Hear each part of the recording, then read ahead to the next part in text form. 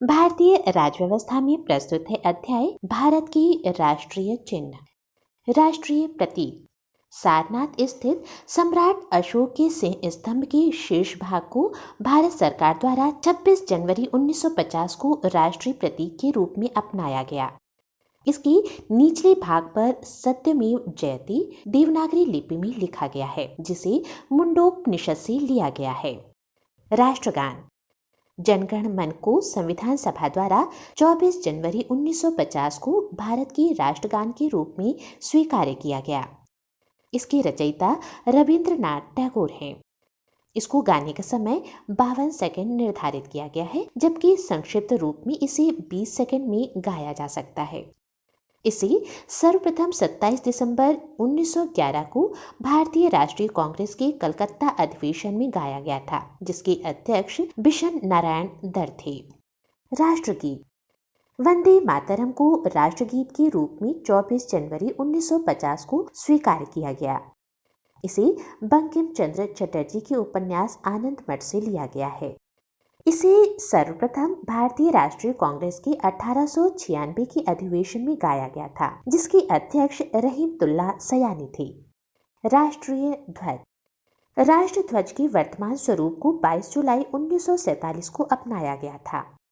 तिरंगे में शामिल केसरिया रंग साहस और शौर्य का प्रतीक है, वहीं सफेद रंग धर्म चक्र के साथ शांति एवं सत्य का और हरा रंग समृद्धि का प्रतीक है। सफेद पट्टी के बीच में नीले रंग की 24 तिल्लियों वाला चक्र है, जिसे सम्राट अशोक के सारनाथ सिंह स्तंभ से लिया गया है। ध्वज की चौड़ाई और लंबाई का अनुपात क्रमशः 2:3 का होता है। राष्ट्रीय कैलेंडर। ग्रेगोरियन कैलेंडर के साथ साथ शक संवत पर आधारित राष्ट्रीय पंचांग को 22 मार्च 1957 को अपनाया गया था। इसका पहला महीना चैत्र है, जो कि सामान्य वर्ष में 22 मार्च को तथा लीप ईयर में 21 मार्च को शुरू होता है। भारत का राष्ट्रीय पशु बाघ अर्थात पेंथेरा टाइग्रिस को घोषित किया गया है। मोर अर्थात पावो क्रिस्टेटस को राष्ट्रीय पक्षी का दर्जा दिया गया है। गंगा नदी को राष्ट्रीय नदी के रूप में घोषित किया गया है।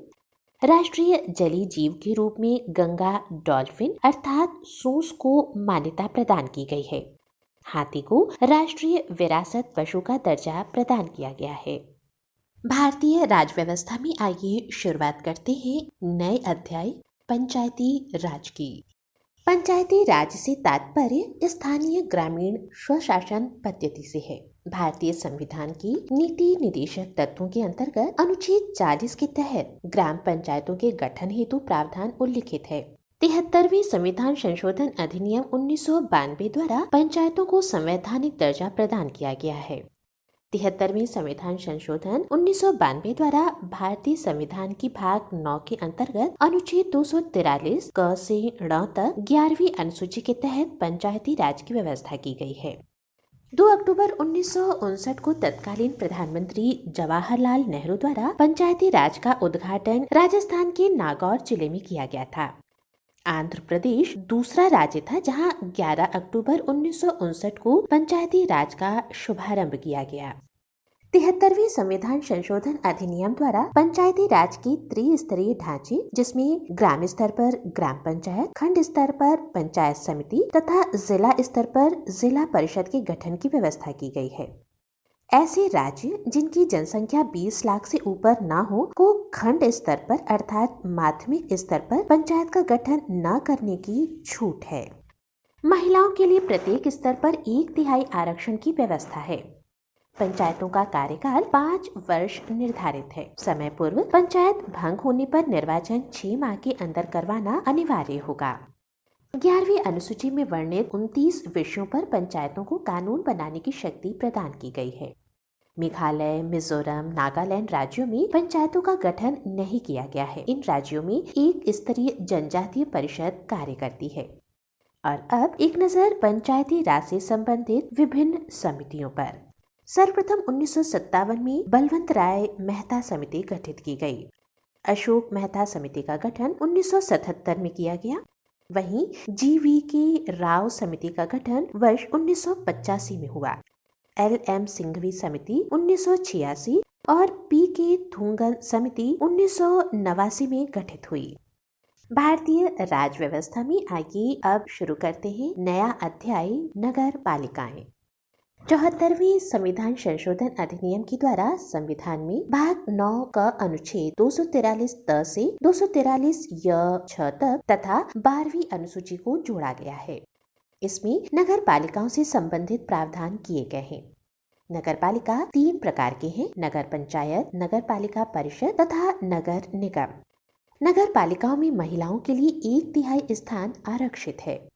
नगर पालिकाओं का कार्यकाल 5 वर्ष होता है तथा सर्वप्रथम 1687 में मद्रास में नगर निगम की स्थापना की गई थी। भारतीय राज व्यवस्था में आइए अब समझते हैं संचित निधि को। भारतीय संविधान के अनुच्छेद 266 के तहत संचित निधि की व्यवस्था है। इस निधि से संसद की अनुमति के बाद ही धन की निकासी की जा सकती है। राष्ट्रपति समेत कई अन्य पदाधिकारियों के वेतन व भत्ते संचित निधि पर ही भारित होते हैं। और अब एक नजर आकस्मिक निधि पर। भारतीय संविधान के अनुच्छेद 267 के अनुसार एक आकस्मिक निधि की व्यवस्था की गई है। राष्ट्रपति की अनुमति से विशेष परिस्थितियों में इस निधि से निकासी की जा सकती है। भारतीय राज व्यवस्था में प्रस्तुत है नया अध्याय, केंद्र राज्य संबंध। भारतीय संविधान के तहत केंद्र तथा राज्यों के मध्य शक्तियों का विभाजन विधायी, प्रशासनिक तथा वित्तीय क्षेत्र में किया गया है। केंद्र राज्य संबंधों को 3 दृष्टिकोणों से समझा जा सकता है। पहला, विधायी संबंध। भारतीय संविधान की भाग 11 के अंतर्गत अनुच्छेद 245 से 255 तक केंद्र राज्य के विधायी संबंधों का उल्लेख किया गया है। प्रशासनिक संबंध। भारतीय संविधान के भाग 11 के अंतर्गत ही अनुच्छेद 256 से 263 तक केंद्र राज्य प्रशासनिक संबंधों का उल्लेख है। वित्तीय संबंध। भारतीय संविधान के भाग 12 के अंतर्गत अनुच्छेद 268 से 293 तक केंद्र राज्य वित्तीय संबंधों का उल्लेख किया गया है। संविधान की 7वीं अनुसूची में केंद्र तथा राज्य के मध्य शक्तियों के विभाजन से संबंधित 3 सूचियां, संघ सूची, राज्य सूची तथा संवर्ती सूची का उल्लेख है। आइए इन्हें संक्षेप में समझते हैं। संघ सूची। इसमें ऐसे विषय शामिल हैं जिन पर कानून बनाने का अधिकार संसद को है। इस सूची में मूलतः 97 विषय हैं, जिसमें रक्षा, डाक, संचार, बैंक, विदेशी व्यापार, विदेशी मामले, रेल, वायु एवं जल परिवहन, नागरिकता आदि प्रमुख हैं।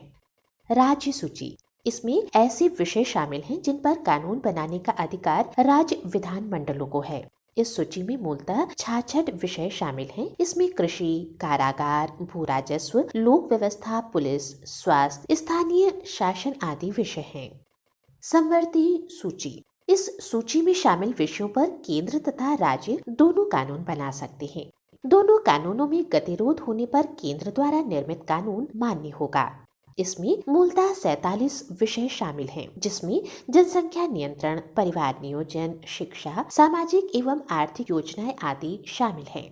इसके अतिरिक्त अवशिष्ट सूची में वे विषय शामिल होते हैं जो कि संघ सूची, राज्य सूची तथा संवर्ती सूची में शामिल नहीं होते। इन विषयों पर केंद्र सरकार कानून बनाती है। राज्य सूची के विषयों पर संसद की शक्ति।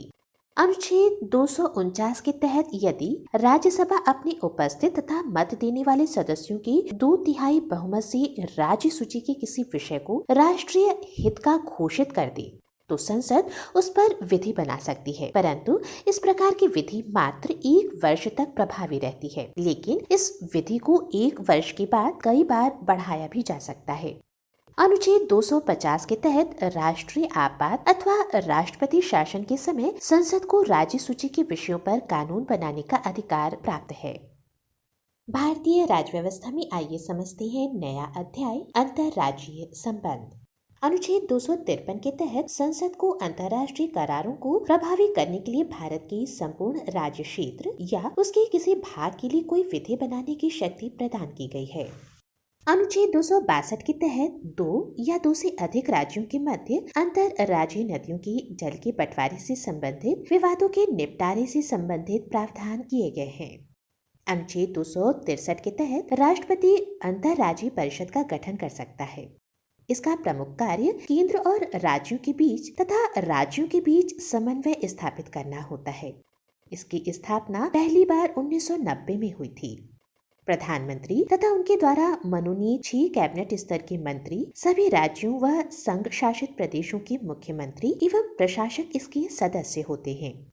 इस परिषद की बैठक वर्ष में कम से कम 3 बार आयोजित की जाती है। बैठक की अध्यक्षता प्रधानमंत्री अथवा उनकी अनुपस्थिति में प्रधानमंत्री द्वारा मनोनीत कोई कैबिनेट स्तर का मंत्री करता है। भारतीय राज्य व्यवस्था में आइए अब समझते हैं नीति आयोग को। 1 जनवरी 2015 को मंत्रिमंडल के एक प्रस्ताव के तहत national institution for transforming India NITI Aayog की स्थापना की गई। नीति आयोग को योजना आयोग के स्थान पर स्थापित किया गया है। ध्यातव्य है कि योजना आयोग की स्थापना 15 मार्च 1950 को केंद्रीय मंत्रिमंडल द्वारा पारित प्रस्ताव के द्वारा किया गया था, जिसके प्रथम अध्यक्ष जवाहरलाल नेहरू तथा उपाध्यक्ष गुलजारी लाल नंदा थे। नीति आयोग की अध्यक्षता प्रधानमंत्री करेंगे। यह सरकार के थिंक टैंक के रूप में कार्य करेगा। नीति आयोग के प्रथम उपाध्यक्ष अरविंद बनगड़िया थे। वर्तमान में नीति आयोग के उपाध्यक्ष राजीव कुमार हैं। यह आयोग केंद्र और राज्य सरकारों को राष्ट्रीय व अंतर्राष्ट्रीय विषयों पर परामर्श देता है। भारतीय राज्य व्यवस्था में आइए अब समझते हैं राष्ट्रीय विकास परिषद को। इसकी स्थापना 6 अगस्त 1952 को सरकार के एक प्रस्ताव के द्वारा की गई थी। राष्ट्रीय विकास परिषद केंद्र और राज्यों के मध्य सेतु का कार्य करता है। इसका अध्यक्ष प्रधानमंत्री होता है। भारतीय संघ के सभी राज्यों के मुख्यमंत्री इसके सदस्य होते हैं। भारतीय राज्य व्यवस्था में प्रस्तुत है वित्त आयोग। भारतीय संविधान के अनुच्छेद 280 के तहत राष्ट्रपति प्रत्येक 5 वर्ष पर वित्त आयोग का गठन करता है। इसका प्रमुख कार्य केंद्र और राज्यों के मध्य राजस्व का बंटवारा करना है। राष्ट्रपति द्वारा इसके एक अध्यक्ष तथा 4 अन्य सदस्यों की नियुक्ति की जाती है। वर्ष 1951 में गठित पहले वित्त आयोग के अध्यक्ष के.सी. नियोगी थे। 14वें वित्त आयोग के अध्यक्ष वाई.वी. रेड्डी थे। 15वें वित्त आयोग के अध्यक्ष एन.के. सिंह को नियुक्त किया गया है। और अब एक नजर भारत में गठित विभिन्न वित्त आयोगों, उनकी स्थापना वर्ष, अध्यक्ष और कार्यकाल पर। पहले वित्त आयोग का गठन वर्ष 1951 में के.सी. नियोगी की अध्यक्षता में किया गया, जिसका कार्यकाल वर्ष 1952 से 57 तक था। दूसरे वित्त आयोग के अध्यक्ष रहे की संथानम। इस आयोग की नियुक्ति 1956 में की गई और इसका कार्यकाल था 1957 से 1962। 1960 में तीसरे वित्त आयोग का गठन किया गया। इसके अध्यक्ष थे ए.के. चंदा और इस वित्त आयोग का कार्यकाल था 1962 से 1966। चौथे वित्त आयोग का गठन पी.वी. राजमन्नार की अध्यक्षता में वर्ष 1964 में किया गया। चौथे वित्त आयोग का कार्यकाल था वर्ष 1966 से वर्ष 1969। 1968 में 5वें वित्त आयोग का गठन महावीर त्यागी की अध्यक्षता में किया गया, जिसका कार्यकाल था 1969 से 1974। के ब्रह्मानंद रेड्डी छठे वित्त आयोग के अध्यक्ष थे, जिसकी स्थापना 1972 में हुई। इसका कार्यकाल 1974 से 1979 तक रहा। 7वें वित्त आयोग की अध्यक्षता की जे.पी. सेलट ने। इस आयोग का गठन 1977 में किया गया और इसका कार्यकाल रहा 1989 से 1984। 8वें वित्त आयोग का गठन 1983 में किया गया और इसकी अध्यक्षता की वाई.पी. चौहान ने। इस आयोग का कार्यकाल 1984 से 1989 तक रहा। एन.के.पी. साल्वे 9वें वित्त आयोग के अध्यक्ष बने और इस आयोग की स्थापना हुई 1987 में। आयोग का कार्यकाल रहा 1989 से 1995। 1992 में 10वें वित्त आयोग का गठन किया गया के.सी. पंत की अध्यक्षता में, जिसका कार्यकाल रहा 1995 से 2000। वर्ष 1998 में 11वें वित्त आयोग का गठन ए.एम. खुसरो की अध्यक्षता में किया गया, जिसका कार्यकाल रहा सन 2000 से 2005 तक। 12वें वित्त आयोग की स्थापना वर्ष 2002 में हुई, जिसकी अध्यक्षता की सी रंगराजन ने। कार्यकाल का वर्ष रहा 2005 से 2010। 13वें वित्त आयोग की स्थापना 2007 में हुई, जिसकी अध्यक्षता विजय एल. केलकर ने की। इसका कार्यकाल वर्ष 2010 से 2015 तक का रहा। वहीं 14वें वित्त आयोग का गठन 2013 में YV रेड्डी की अध्यक्षता में किया गया। इस आयोग का कार्यकाल 2015 से वर्ष 2020 तक के लिए है। 2017 में 15वें वित्त आयोग का गठन किया गया, जिसकी अध्यक्षता NK सिंह को सौंपी गई है और इस आयोग का कार्यकाल 2020 से प्रारंभ होकर के 2025 तक रहेगा। भारतीय राज्य व्यवस्था में आइए समझते हैं इसके अगले अध्याय लोक सेवा आयोग को। भारतीय संविधान के अनुच्छेद 315 के तहत संघ और राज्यों के लिए लोक सेवा आयोग की व्यवस्था की गई है। संघ लोक सेवा आयोग की अध्यक्ष तथा सदस्यों की नियुक्ति राष्ट्रपति के द्वारा की जाती है। संघ लोक सेवा आयोग के सदस्यों की संख्या के निर्धारण की शक्ति राष्ट्रपति को है। संघ लोक सेवा आयोग की अध्यक्ष एवं सदस्यों का कार्यकाल 6 वर्ष अथवा 65 वर्ष की आयु तक जो भी पहले पूरा होता है। लोक सेवा आयोग के अध्यक्ष और सदस्यों को कदाचार के आधार पर उच्चतम न्यायालय के प्रतिवेदन पर राष्ट्रपति द्वारा हटाया जा सकता है। राज्य लोक सेवा आयोग के अध्यक्ष एवं सदस्यों की नियुक्ति राज्यपाल करता है। राज्य लोक सेवा आयोग के सदस्यों का कार्यकाल 6 वर्ष अथवा 62 वर्ष की आयु तक जो भी पहले पूरा होता है। राज्य लोक सेवा आयोग के अध्यक्ष व सदस्यों को राष्ट्रपति उसी आधार पर हटा सकते हैं जिस पर संघ लोक सेवा आयोग के अध्यक्ष और सदस्यों को हटाया जाता है। अनुच्छेद 315(2) के तहत 2 या अधिक राज्यों के लिए संयुक्त आयोग की व्यवस्था की गई है। संयुक्त आयोग के अध्यक्ष और सदस्यों की नियुक्ति राष्ट्रपति करता है।